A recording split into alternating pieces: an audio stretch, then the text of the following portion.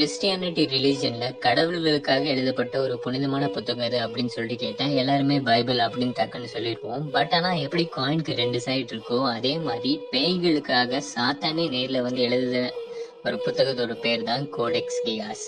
இந்த புக்கோட highlighting fact என்ன அப்படின்னு சொல்லிட்டு பாத்தீங்கன்னா, இந்த புக்கோட ஹைட் மட்டுமே கிட்டத்தட்ட 3 அடி உயரம் அண்ட் 310 பேஜ் டோட்டலா இந்த புக்ல இருக்கு. அண்ட் இந்த புக்கோட கடைசியில ஒரு சாத்தானோட முழு உருவ படத்தை வரைஞ்சிருக்காங்க. இந்த புக்குக்கான இன்னொரு பேர் என்ன அப்படின்னு சொல்லிட்டு பாத்தீங்கன்னா, டெவில்ஸ் பைபிள் அப்படின்னு சொல்லிட்டு எல்லாருமே சொல்றாங்க. இவ்வளவு பயங்கரமான புக் எப்படி ஸ்டார்ட் ஆச்சு அப்படின்னு சொல்லிட்டு பாத்தீங்கன்னா, 13th செஞ்சுரியில ஒரு துறவிய தூக்குல போட போறதா சொல்லி ஒரு ரூல் பாஸ் பண்றாங்க. அந்த துறவி என்ன சொல்றாருன்னா, என்னை தூக்குல போடாதீங்க, நான் ஒரே நாள்ல உங்களுக்கு தேவையான மனித ரகசியங்கள் எல்லாமே ஒரு புக்கை எழுதி தரேன் அப்படின்னு சொல்றாரு.